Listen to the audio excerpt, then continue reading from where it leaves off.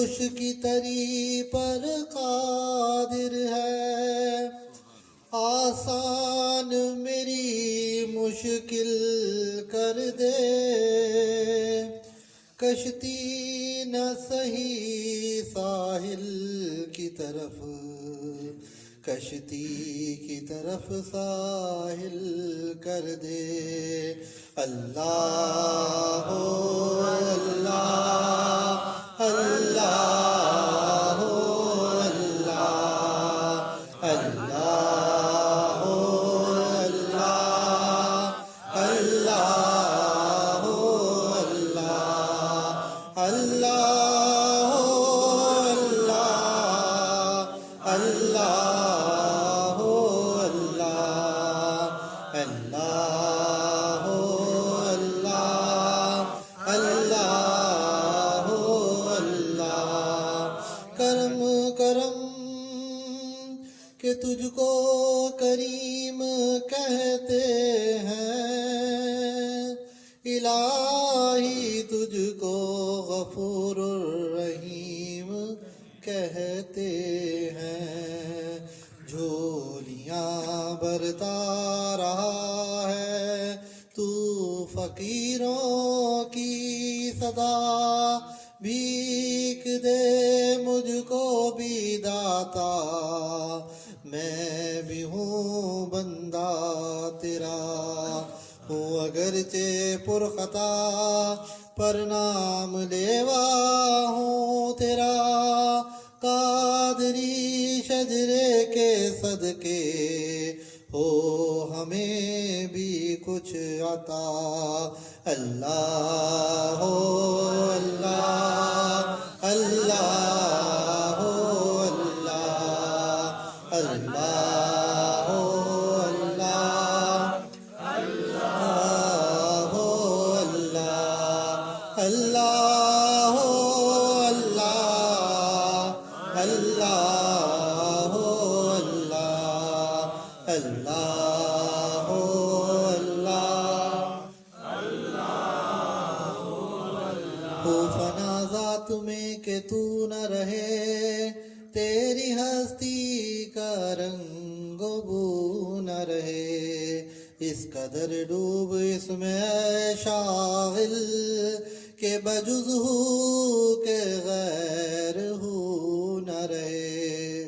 مالک الملک لا شریک لہ وحدہ لا الہ الا ہو، اللہ اللہ اللہ اللہ اللہ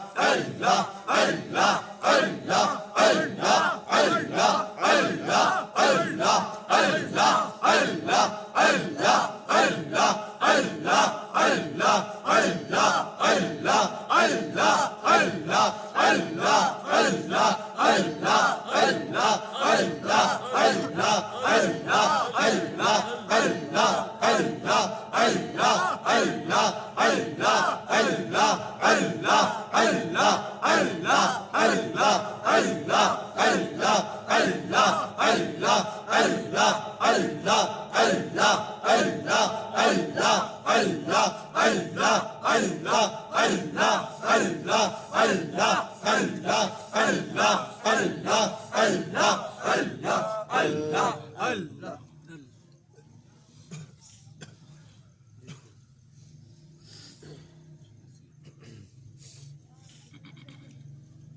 نحمد و نصلی علی رسوله الکریم اما بعد اعوذ باللہ من الشیطان الرجیم بسم اللہ الرحمن الرحیم. یہ 2 دن سے ماشاءاللہ آپ کا عرس کا سلسلہ چل رہا ہے اور علماء کرام نے ہر چیز کو آپ کے سامنے کھول کے رکھ دیا کہ شریعت کیا ہے، طریقت کیا ہے، پیر خانہ کیا ہے اور مرشد کیا ہے. میں کوئی عالم دین تو نہیں ہوں، سادہ الفاظ میں جو بات آپ تک پیش کر سکا اس کو کوشش کروں گا. اللہ تبارک و تعالیٰ نے جب آدم علیہ السلام کو دنیا پر بھیجا اور انہوں نے پھر اپنی توبہ کی، اس کا طریقہ بھی اللہ تبارک و تعالیٰ نے سکھایا. پھر آگے نسل بڑھتی چلی گئی، مخلوقات بڑھتی چلی گئیں، پھر ان میں انبیاء کرام آئے، اولیاء اللہ آئے، غرض کے خاتم النبیین تشریف لائے. اب آقا صلاۃ والسلام کی تربیت یافتہ صحابہ کرام نے پوری دنیا میں پورے عالم اسلام کو پھیلا دیا، اور جو تربیت گاہ مدینہ شریف میں قائم کی وہ ہمارے لیے رول ماڈل ہے، یعنی کہ نمونہ ہے، جس کو دیکھ کے ہم اپنے آپ کو کوئی چیز سیکھنی ہے، کچھ حاصل کرنا ہے تو ہم نے وہ دیکھنا ہے. اب صحابہ کے بعد اولیاء کرام نے اس محنت کا بیڑا اٹھایا، اور خاص کر ہمارا یہ جو بر صغیر پاک و ہند ہے، اس کے اندر اسلام جو ہے وہ اولیاء اللہ نے پھیلایا. اور اولیاء اللہ کے یہاں ہمیشہ سے لنگر جاری و ساری ہوئے، مخلوق اکٹھی ہوتی اور ان کو اسلام کی دعوت دی گئی. یہ تو ایک ماخذ ہے نا اس کا کہ جس سے ہمیں سمجھ آ گیا کہ کیا پروسیجر چلا ہے. اب آپ لوگ ان خوش نصیب لوگوں میں سے ہیں جن کو ایک مرشد خانہ نصیب ہوا.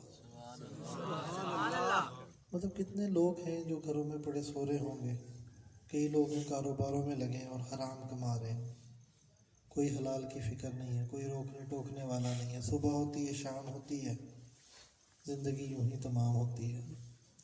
لیکن آپ لوگ ان خوش نصیبوں میں شامل ہیں جن کے پاس مرشد ہے، مرشد خانہ ہے. اس کو کوئی معمولی نہ سمجھے، یہ اللہ تبارک و تعالیٰ کا فضل و کرم ہوتا ہے جو کسی بندے کو اس راہ پر ڈال دیتے ہیں. اب مرشد خانے میں آنے کا مقصد کیا ہے کہ ایک انسان اپنے آپ کو پیش کر دے کہ میرے اندر جو عیوب ہیں، جو میرے اندر برائیاں ہیں، جو خامیاں ہیں، انہیں بتانے والا کوئی ہو.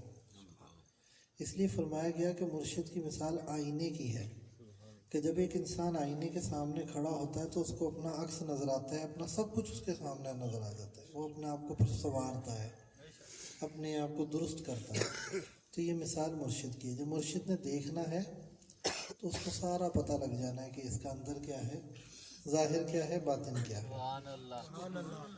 اب جب یہاں پہ آ گئے اور مرشد کے بیعت کر لی تو بیعت کر لی تو کیا مقصد ہے کہ اس کی غلامی میں چلے گئے. اب ہمارے پاس کچھ اختیار نہیں ہے. حضرت حسن بصری رضی اللہ رحمۃ اللہ علیہ کے بارے میں آتا ہے نا کہ وہ ایک غلام کو لے کر آئے. جب اس غلام کو خرید کر لائے تو اس سے پوچھا کہ تیرا نام کیا ہے؟ اس نے کہا جو مالک پکارے وہ میرا نام. ہر مالک کا اپنا ایک پسند کا نام ہوتا ہے، کسی کو کوئی نام پسند ہے، کسی کو کوئی. غلام کا کیا نام ہوا؟ نام جو مالک رکھ لے. تو نے پہننا کیا ہے؟ کہ میں تو غلام ہوں، جو مالک پہنا دے گا پہن لوں گا. کھانے میں کیا پسند ہے؟ کہتے غلام کی کوئی پسند نہیں ہوتی. تو آپ چیخ مار کے رو پڑے کہ تو نے آج ایک حقیقت میرے سامنے کھول دی ہے کہ مالک کو سمجھا کیسے جاتا ہے. کہ مالک کو جب ہم سمجھیں گے تو اس کا مطلب یہ ہے کہ جو کچھ ہے وہ مالک کا ہے. ہم نے تو اس کے حکم کے اوپر پیروی کرنی ہے، اس کے اوپر چلنا ہے۔ اب ہم میں سے جو آپ لوگ انتظامیہ والے ہیں، ماشاء اللہ آپ کو جزائے خیر دے، 2-4 دن سے جب سے آپ لوگ لگے خدمت میں، لیکن اپنی عمومی زندگی میں دیکھیں کہ کیا آپ اپنے مرشد کے احکامات پر عمل کر رہے ہیں؟ کیا آپ گھر میں آپ کے معاملات گھر والوں کے ساتھ ٹھیک ہیں؟ کیا آپ کے کاروبار میں معاملات ٹھیک ہیں؟ آپ تو آ کے کہتے ہیں کہ جی مرشد پاک جو آپ نے کہہ دیا میں تو غلام ہوں، سب کچھ مانوں گا، اور میں نے بیعت بھی کی ہے، کلمہ پڑھا ہے، توبہ کی، استغفار کی، اور آئندہ کی زندگی جو ہے اسلام پر گزارنے کا وعدہ کیا ہے، لیکن جب میں گھر میں جاتا ہوں تو میں فرعون بن جاتا ہوں۔ نہ بچوں کے ساتھ میرا معاملہ وہ ہے جو آقا صلی والسلام کا تھا اپنی اولاد کے ساتھ۔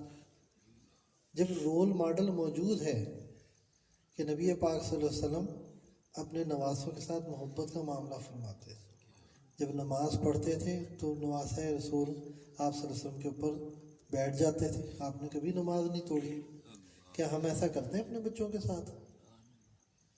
کیا ہم اپنے بچوں کو اپنے ساتھ بٹھا کے کھلاتے ہیں، محبت سے دیکھتے ہیں کیا ہم نے ان کی اصلاح کے لیے کوئی کوشش کی؟ ہم تو سمجھتے ہیں یہ بچہ ہمارا غلام ہے۔ کیا ہم اپنی بیویوں کے ساتھ وہ معاملہ کرتے ہیں جو آقا صلی اللہ علیہ وسلم کا تھا؟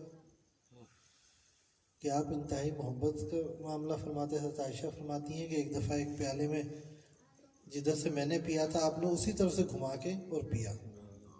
مقصد کیا تھا؟ محبت کا اظہار کرنا، کہ اس کو احساس ہو کہ محبت کتنی۔ اسی طرح ایک دفعہ کسی سفر پہ جا رہے تو آپ نے اتر کے اور صحابہ کو بھیج دیا، تھوڑا فاصلہ ہوا تو آپ نے حضرت عائشہ سے کہا چلو دوڑ لگاتے ہیں، اور آپ دونوں نے مل کے دوڑ لگائی، اور حضرت عائشہ نئی شادی ہوئی تھی، دبلی پتلی تھی، جیت گئی۔ کچھ عرصے کے بعد دوبارہ ایک سفر ہوا تو نبی پاک صلی اللہ علیہ وسلم نے کہا کہ آج پھر ہم دوبارہ دوڑ لگاتے ہیں۔ اب وقت گزر گیا تھا اور حضرت عائشہ کا جسم بھاری ہو گیا تھا، تو نبی پاک صلی اللہ علیہ وسلم اس دوڑ میں جیت گئے۔ تو آپ نے فرمایا کہ عائشہ یہ اس دوڑ کا بدلہ ہے۔ یہ محبت کا معیار ہمیں ہمارے نبی پاک آقا صلی اللہ علیہ وسلم نے دیا ہے، جن کے ہم امتی ہیں، ماننے والے غلام۔ تو بات کرنے کا مقصد یہ ہے کہ مرشد خانے میں آ کر اور اصلاح کی نیت سے آنا مقصد ہے کہ ہر برائی کو چھوڑنا ہے۔ یا ایھا الذین آمنوا ادخلوا فی السلم کافہ، کہ ایمان والو اپنے آپ کو دین میں پورے کا پورا داخل کر لو۔ تمام نیکیاں کرنا فرض کوئی نہیں، تمام گناہ چھوڑنا فرض ہے۔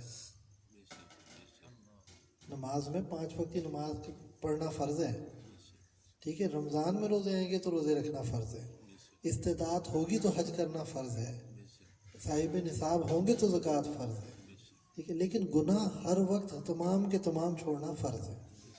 تو اس نیت کے ساتھ، اس تگودو کے ساتھ کہ میں ہر برائی چھوڑ دوں گا، میں جب کوئی کام کر رہا ہوں تو میرا مرشد مجھے دیکھ رہا ہے، میرے مرشد کو پتہ لگ جائے گا، اور حقیقتاً اللہ بتا دیتا ہے۔ یہ ہماری بھول ہے۔ بارہا آپ نے دیکھا ہوگا کہ یار آج پیر صاحب کو گیڑا دے دیتے ہیں، ایسا پتہ ہے، لیکن جب جاتے ہیں تو آگے پیر صاحب وہی بات کر دیتے ہیں۔ ہوتا ہے کہ نہیں ہوتا؟ کتنوں کے ساتھ ہوا ہوگا، بارہا ہوا ہوگا۔ تو یہ ایک نظام ہے، جو پیر و مرشد بیٹھا ہے وہ کوئی اکیلا نہیں بیٹھا، وہ پورا شجرہ لے کے بیٹھا ہوا ہے، وہ اتنے سارے بابے جو ہیں پشت پہ کھڑے ہیں۔ تو جن بابوں کا اپنے فیض لینا ہے تو ان کی پکڑ میں بھی تو آ سکتے ہیں۔ تو اس چیز کو سمجھ لیں کہ اب ہم یہاں آ گئے، یا تو اس رستے میں نہ آتے۔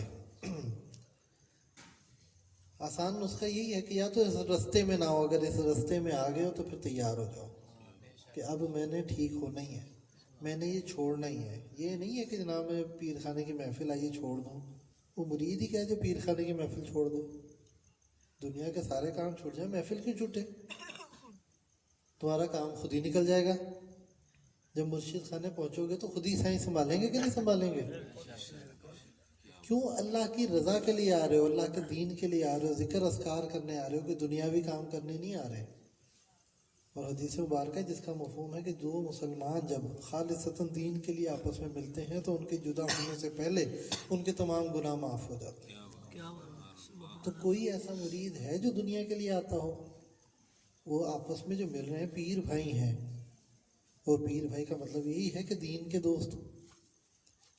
اب اس کے اندر ایک دوسرے کو اپنے سے افضل جانیں، جو کام کر رہے ہیں، ساری کام کر رہے ہیں. اب کوئی سوچے کہ جی میں وہاں پہ کھڑا تھا، میری ڈیوٹی ٹف تھی، وہیں پہ اس کا کام خراب ہو گیا. تو یہ سمجھے کہ میں اس ڈیوٹی کا حق ادا نہیں کر سکا. یہ سائیوں کا کرم تھا جو مجھے یہاں پہ کھڑا کر کے کام لے دیا. ہمارے پیر مرشد فرمایا کرتے تھے اگر میرا بس چلے اور میں چاہوں تو گلی کے کتے پہ ہاتھ رکھ کے اس سے کام لے لوں، تمہاری اوقات کیا. اور یہ حقیقت ہے. 700 مرید آتے ہیں اور چلے جاتے ہیں، لیکن اللہ والوں کا کام نہیں رکتا. تو جو انتظامیہ میں لگیں وہ اس چیز کو اپنے دماغ میں، اگر کسی کے کوئی کیڑا ہے، کوئی ایسا خناس ہے یا کوئی ایسا غرور کا سوچ آ گئی ہے، شیطان نے ڈال دی ہے کہ میں پتہ نہیں کتنا ہی امپورٹنٹ ہوں جس کے لیے مجھے یہ پیر صاحب نے، نہیں، یہ بات نہیں، یہ ان کا فضل ہے، کرم ہے، یہ تمہیں لیا. یہ آپ سوچ بنائیں گے تو فیض پائیں گے، اور اس کو اپنے دل میں محسوس کریں گے، اپنی زندگیوں میں، اپنے گھر بار میں، اپنی اولاد میں محسوس کریں گے. آپ پیر خانے کی خدمت کر رہے ہوں گے، گھر جائیں گے بچہ خدمت کرے گا. یہ کیسے؟ اس کو کس نے سکھا دیا؟ یہ ایک میکنزم ہے اللہ تعالیٰ کا، جو آپ کریں گے تو اس کا جو آپ کو صلہ ہے اللہ تبارک و تعالیٰ آپ کی اولاد کے اندر یہ دیں گے. تو ایک دوسرے پیر بھائی کو اپنے سے افضل جانے، اس کے لیے اپنی جان مال، مطلب جتنی محبت آپ کر سکتے ہیں اپنے پیر بھائی سے کریں، پھر دیکھیں فیض کیسا ہوتا ہے. پیر بھائی سے محبت، پیر سے محبت کے کیوں؟ اس کا رشتہ تو پیر صاحب سے ہی ہے نا. پیر بھائی تبھی بنا نا جب مرشد کے ساتھ رشتہ ہو گیا. تو یہ جو ہے فرما برداری مرشد کی ہی ہے. جب آپ کسی پیر بھائی سے محبت کرتے ہیں، اس کی غیبت نہ کریں، اس کی چغلی نہ کریں، اس کے مال اسباب کا اگر نقصان ہونے لگا اس کی حفاظت کریں، خود سے کسی پیر بھائی کو دھوکہ نہ دیں. تو جب تک یہ سوچیں گے نہیں، اپنے آپ کو بدلیں گے نہیں، تو یہاں بیٹھنے کا، یہاں آنے کا ہمیں کوئی فائدہ نہیں ہے. یہاں پر آئے ہیں، یہاں کا وقت ہے، اللہ تبارک و تعالیٰ آپ کا بیٹھنا سننا اور تمام اعمال قبول فرمائے، اس میں برکت عطا فرمائے. تو اس سوچ کو لے کے محنت کریں، آج کے دن سے محنت کریں. مزیداری کی بات، ابھی ہم نے ذکر کیا، کچھ فرق محسوس ہوا ہے؟ دیکھیں اس میں یہ نہیں میں کہتا کہ میں نے کوئی کمال کی بات کی، پیر صاحب بھی ماشاءاللہ ذکر کرتے ہیں، ذکر وہی ہوتا ہے. بات سمجھانے کی صرف یہ ہے کہ اپنی توجہ کو مرکوز کریں، روزانہ کا معمول بنائیں. پیر خانے میں ذکر نہیں کر سکتے، گھر میں ذکر کا معمول، پیر صاحب سے پوچھیں کہ جی میری ترتیب کیا ہے، وہ آپ کو بتا دیں گے. اپنا معمول بنائیں، اللہ تعالیٰ سے رشتہ جوڑنا ہے. پیر خانے میں آنے کا مقصد یہ ہے کہ جب آپ اللہ کہتے ہیں دل سے تو آپ کو پتہ لگے میں نے کسی کا نام پکارا ہے. نبی پاک صلی اللہ علیہ وسلم کی محبت اللہ کی محبت ہے، اللہ کی محبت نبی پاک صلی اللہ علیہ وسلم کی محبت ہے. یہ کوئی جدا نہیں ہے. ہم آقا کے غلام ہیں، ان کے عاشق ہیں. ہمیں تو اللہ تعالیٰ کا بتائی نبی پاک صلی اللہ علیہ وسلم نے، ہمیں تو نہیں پتا تھا نا. ہمیں اللہ تعالیٰ سے رابطہ کرانے والے، جوڑنے والے نبی پاک صلی اللہ علیہ وسلم ہیں. تو ان کی سنتوں پر عمل کر کے ہم نے اس کو آگے چلانا ہے. تو اس چیز کو میرے بھائی محنت کے ساتھ، کہ جو ذکر کرنا ہے، جو اذکار کرنا ہے، جو نماز پڑھنی ہے، اس میں محنت کرنی شروع کر دیں. اس کا بڑا آسان سا حل ہے کہ نوافل کی کثرت کریں. جو بھائی نوافل کی کثرت کرے گا، یہ اپنے چاشت ہے، اشراق ہے، تہجد ہے، اوابین ہے، ان کو پڑھیں آپ. جیسے جیسے جتنے نوافل اپنے بڑھاتے جائیں گے، سجدے میں زیادہ سے زیادہ وقت گزاریں. جتنا سجدہ کر سکتے ہیں اتنا کریں. ایک بڑا برا دور جا رہا ہے، آپ مسجدوں میں جائیں، آدھی آدھی مسجد میں کرسیاں لگی ہوئی ہیں، سجدوں سے محروم ہو گئی ہے دنیا. تو جتنا وقت سجدہ کر کے نماز پڑھ لیں گے وہ غنیمت جانیں. اور ایک چیز یاد رکھیں اپنی زندگی میں، جب بھی، کیونکہ ظاہر اب صحتیں نہیں، گھٹنے جواب دے جاتے ہیں، جوڑ جواب دے جاتے ہیں. جتنا زیادہ سے زیادہ زمین سے تعلق قائم رکھیں گے اتنی عاجزی اور انکساری آئے گی. نماز کوشش کریں حتی الامکان جب تک بس نہ ہو جائے کرسی کی بجائے زمین پہ پڑھیں، کھڑے ہو کے پڑھیں. کھڑے ہو کے نہیں پڑھ سکتے زمین، تاکہ سجدہ کر سکیں. یہ سجدہ بڑا قیمتی ہے. ابھی جو اگلی نماز یا نفل پڑھنا ہو نا، اس میں ذرا لمبا سجدہ کر کے دیکھنا، پھر دیکھنا کتنا مزہ آتا ہے. کیونکہ اللہ تبارک و تعالیٰ قرب حاصل ہوتا ہے اس سجدے میں. جتنا سجدے میں سر رکھ کے رو کے دعا مانگنے کا مزہ آتا ہے ویسے نہیں آتا.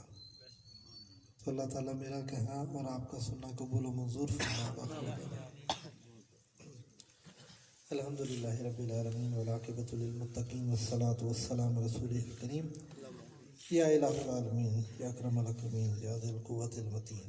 مولا کریم ہم سب کا بیٹھنا قبول و منظور فرما دے۔ یا اللہ پاک جن بھائیوں نے جو بھی خدمت کی ہے، جس کام میں لگے ہیں، یا اللہ پاک ان کی محنتوں کو قبول فرما دے۔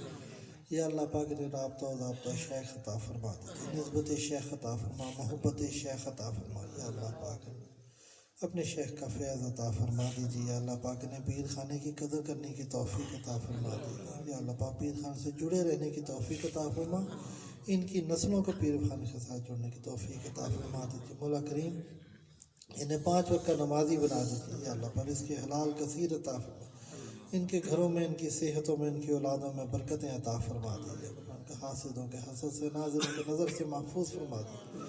یا اللہ پاک خانقاہ شریف کی، مسجد شریف کی، اللہ پاک تعمیر و ترقی و توسیع کے لیے غیب سے اسباب پیدا فرما دیجیے۔ یا اللہ اس کو اپنے فضل و کرم سے جلد و جلد مکمل فرما دیجیے۔ اللہ پاک دسترخوان کو وسعت عطا فرما دیجیے۔ یا اللہ پاک جناب قبلہ شاہ صاحب کی محنت کو قبول فرما دیجیے۔ اللہ پاک ان کی صحت میں، عمر میں برکت عطا فرما دیجیے۔ اللہ پاک ان کو اچھے اور مخلص ساتھی عطا فرما دیجیے۔